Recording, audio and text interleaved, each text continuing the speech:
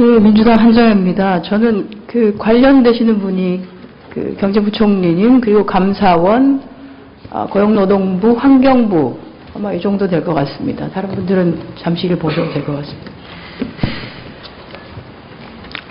여성의 섬세함과 강인함으로 국가재정을 바로 세우고 알뜰한 나라 살림으로 국민 부담은 최소화하면서도 국민 행복 재원은 최대한 늘리겠다. 이게 작년에 박근혜 후보가 비전 선포식에서 하신 말씀입니다.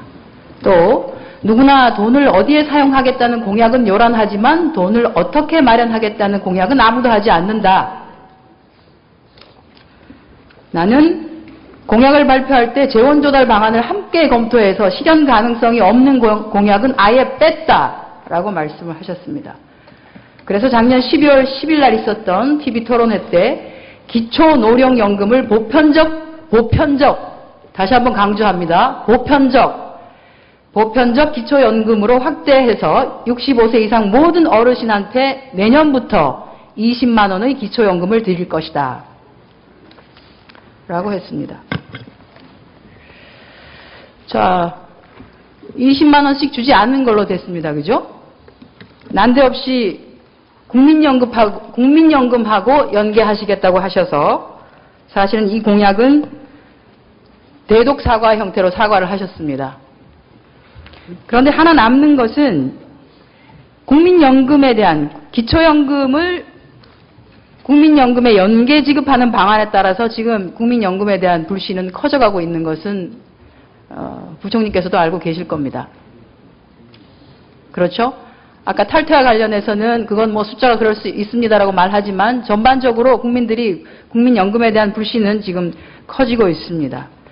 그래서 지금 대체적으로 요구를 하는 것이 국민연금에 대해서 국가지급 보장을 명문화하라 라고 하는 것을 요구를 하고 있는데 기재부가 반대를 하고 있어요.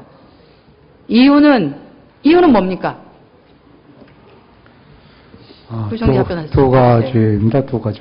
저희가 반대보다도 전 표현의 상의 문제인데요. 저희는 정부는 노력해야 된다. 이런 법안 심의 과정에서 그렇게 저희가 정책 건의를 한 바 있습니다. 사립학교 교직원연금법 53조 7에 나온 항을 준용해서 쓸 수도 있지 않나요? 법률 또는 제도적인 사유로 이 법에 따른 급여를 기금으로 충당할 수 없을 때에는 국가가 그 부족액을 지원할 수 있다.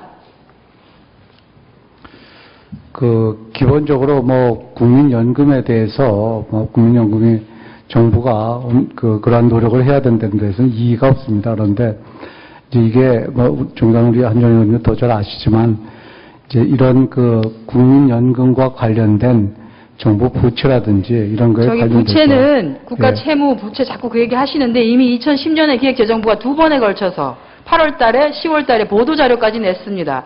공적연금은 우발적 미확정 채무로서 국가 채무가 아니다라고 기재부가 직접 확인을 해준 바도 있거든요. 이것은 또 IMF하고 OECD의 국제 기준이라고까지 얘기를 했습니다. 지금 기초연금과 국민연금을 연계하는 방안 때문에 국민연금에 대한 불신이 커지고 실질적으로 탈퇴자가 나오고 불안감이 조성되고 있는 이때 그걸 그대로 두는 것이 맞는지. 왜냐하면 이 법이 지금 법사위에 계류 중이지 않습니까? 저는 기획재정부가 전향적으로 검토를 해서 어차피 지금 더 내고 덜 받는 형태로 자꾸 가고 있잖아요. 기획재정부가 전향적으로 검토해서 국가의 지급 보장을 보장하는 방안으로 명시할 수 있도록 해주시기 바랍니다. 제가 지금 한정희 의원님도 지적하셨기 때문에 조금 더 검토를 해보도록 하겠습니다. 또 하나는 무상보육 재원과 관련한 사항입니다. 이것도 마찬가지로 박근혜 후보께서 5살까지는 국가가 무상보육을 책임지고 라고 작년에 말씀을 하셨고 올해 초에 다시 한 번 더 영유아 보육은 중앙정부가 책임지겠다고 했습니다. 작년에 국가가라고 할 때 가로 열고 지방정부 이렇게 말씀하시지 않으셨어요. 영유아 보육법도 지금 법사위에 계류 중인데 이것도 역시 퍼센테이지 관련해서 기재부가 반대하고 있죠. 그럼 대통령께서는 약속하시고 기획재정부는 안 된다고 하고 이것도 안 되실 것 같으면 대통령이 공식적으로 사과를 하셔야죠. 내년 예산과 직접적으로 연관되는 거 아닙니까?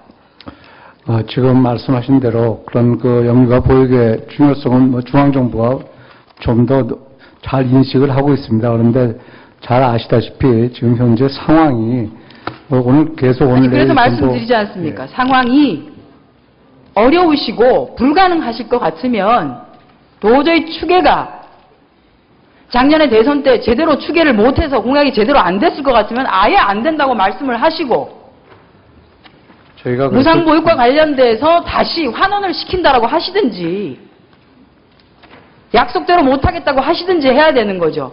지방정부에다가 자꾸 전가하시는 방식은 안 되는 거 아닙니까? 대통령께서는 중앙정부가 책임진다라고 하셨는데 이것도 명확하게 법사위에서 정의를 해주시기 바랍니다. 올해 정기국회 넘기시지 않으셔야 내년 예산에도 어떻게든 반영이 될 거 아닙니까? 그렇게 해주십시오.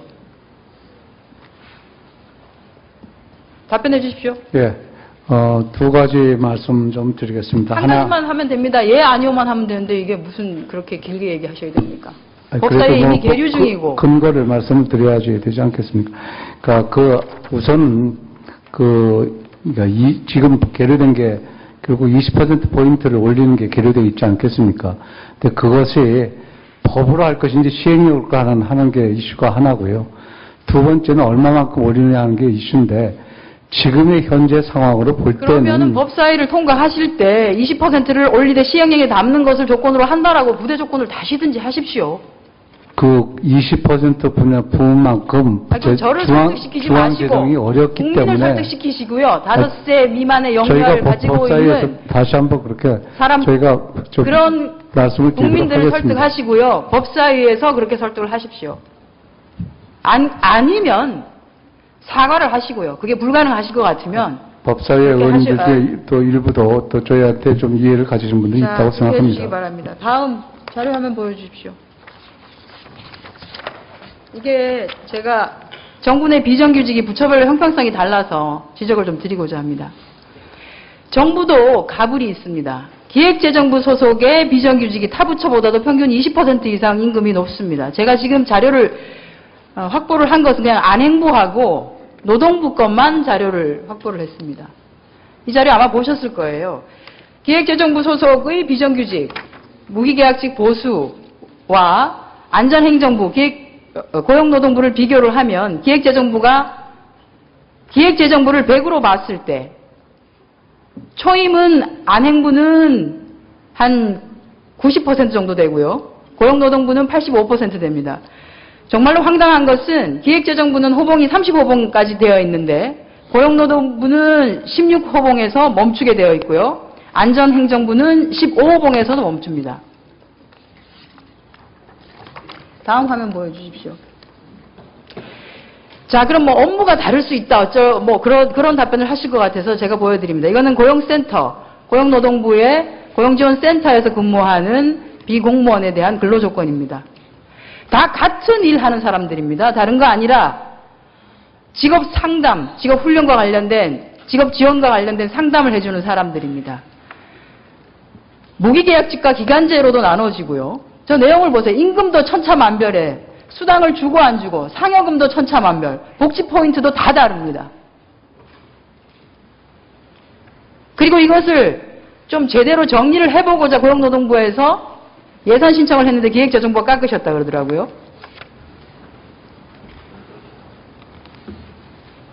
이런 것은 맞지 않죠. 공정하지도 않고 정의롭지도 않고 공무원들이 기획재정부, 고용노동부, 안행부, 환경부, 국토부 급여가 다릅니까? 5급 공무원, 6급 공무원? 공무원 보수 규정에서 똑같지 않습니까? 이거 맞춰주십시오. 네, 말씀을 좀 드리겠습니다. 우선 첫 번째 보여주신 기획재정부하고 기획재정부는 제가 A급, B급 있는 걸로 알고 있습니다. 예전에 기능직 1종, 2종처럼 운전을 하시는 분, 그게 아니라 단순 사무직 두 개로 나누는데 그거 평균한 수치입니다.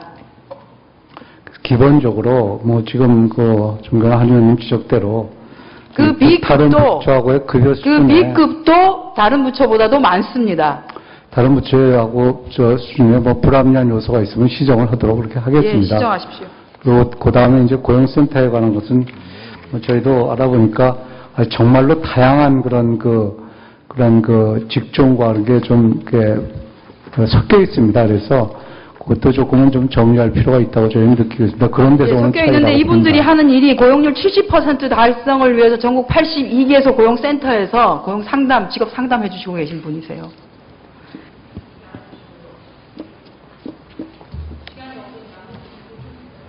네, 수고하셨습니다. 다음은 존경하는 김영우 위원님 질의하시겠습니다.